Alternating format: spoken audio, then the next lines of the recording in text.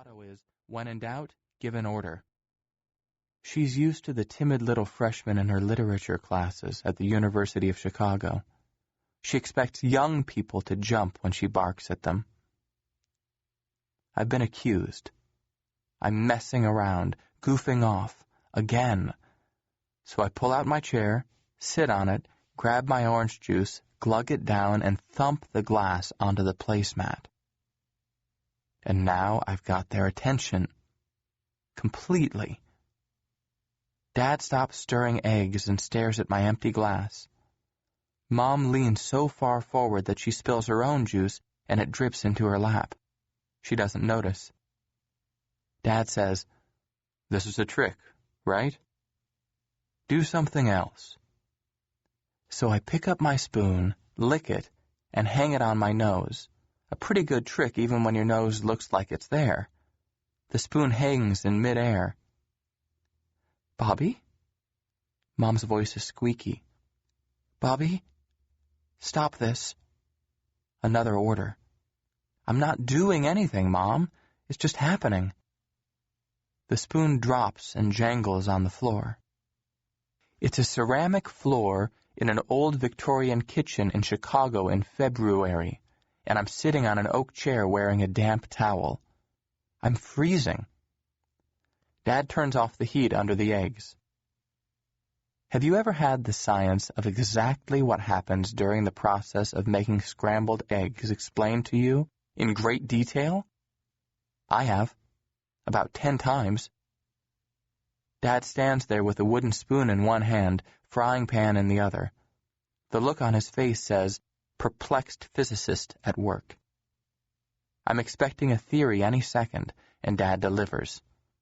He says, since we can't all be dreaming this, we must be looking at some kind of visible light anomaly. I've read the research on this kind of thing. I mean, the research on the mathematical theories, but this is a phenomenon, an event. Such a useful observation. The guy can't help being Joe Physics. It's what he does. He works at Fermilab. That's one of those places where they smash atoms and then take pictures of the bits. Life is one big science experiment for Dad. Dad's been waving the spoon around as he talks. Egg boogers are all over the place. Mom tries to talk again, but all we get is more squeaks.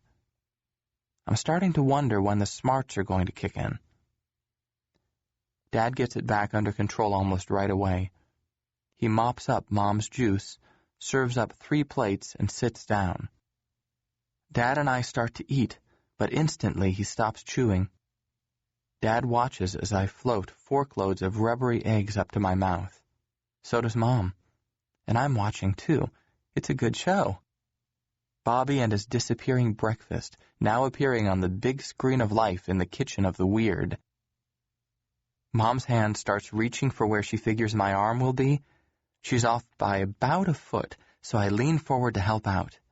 When her hand hits flesh, she freaks, like she's grabbed a lizard or something. Oh God, it's Bobby. It's him, he's there. He's not. Oh God, David, do something. Let's call Dr. Weston, or someone else, a specialist. So I'm thinking, oh great. Yeah, let's call one of those invisible teenager specialists. I'll get the yellow pages. But I don't say that. I say, Mom, come on, pull it together. I'm not sick or anything. I'm okay. See, I'm eating a healthy breakfast to help build strong bodies 12 ways. Really? Mom, I'm okay. And I reach over and pat her hand. She jumps again, and then she grabs hold of my hand with both of hers. She squeezes so hard I can feel my bones turning to tuna salad.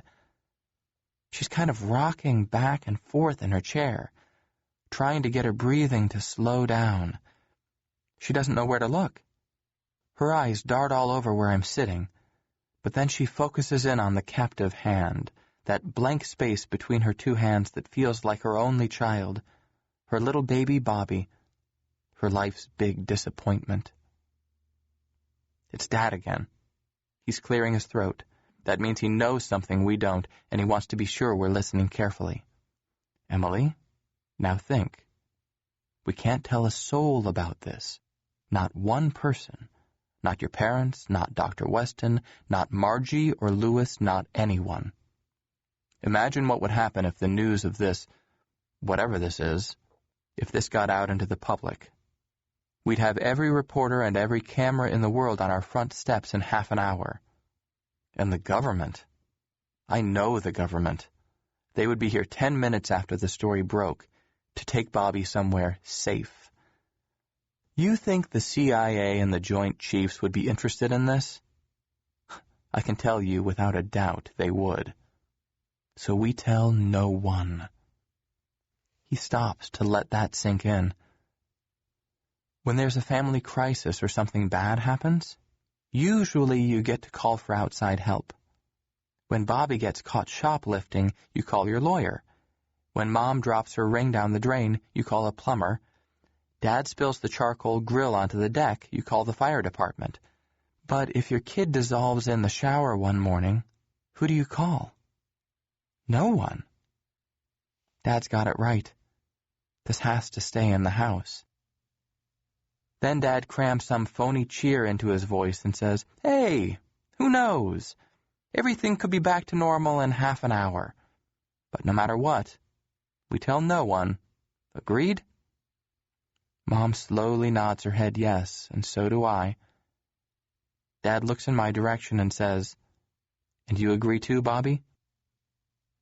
Then I realize that Dad can't see me nodding.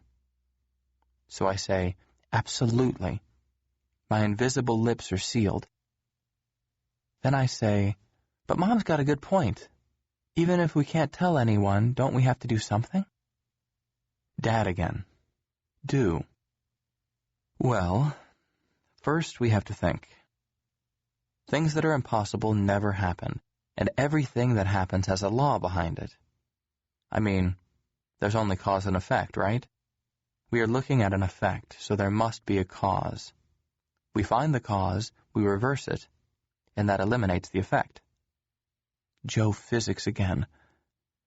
It's the look on Mom's face that makes me talk back to Dad, because she isn't buying his little science speech either. So I say, "Yeah, that sounds great, Dad, but that still doesn't answer the question, which is, what do I do? Like right now, like all day today, and tomorrow, and maybe next week? This isn't some physics lab, Dad. This is me. Why don't you just admit that the truth is you have no idea what I should do?" That brings Mom back to life. "Now listen here, young man." It never fails. Whenever I screw up or mouth off, I miraculously become a young man. Mom keeps talking. "Your father and I have always been good parents, and we're not going to stop just because of some special problem. So just mind your manners and keep a civil tongue in your head. We'll do everything we can, you know that." Dad is nodding along, and he says, "Of course we will, Bobby. Now just everyone calm down. What we need to do most of all is think carefully. There's no such thing as a problem that can't be solved or a process that can't be explained. It just takes clear thinking. And by that, of course, Dad means his thinking." They're both talking loud. And yesterday I would have just shut up or said, "I'm sorry," or something. But it's amazing how brave you feel when the people who have run your life for 15 years suddenly can't see the disgusted look on your face. I stand up so fast that my chair tips over backward with a big bang. I yank the towel from around my waist and throw it onto the table. "Well, how about this?" I'm shouting. "How about if I just disappear for a while? You two go ahead and do all the clear thinking you want to. I'll just drop out of sight. Lay low a little. Then I'll let you know what I've been thinking." I take 3 silent steps backward and stand near the doorway by the telephone. 5, 6, 7, 10 seconds. "Bobby?" Mom is on her feet, looking at where I used to be, but she can sense I'm not there. "Bobby, you stop it this instant." Now she's panicked.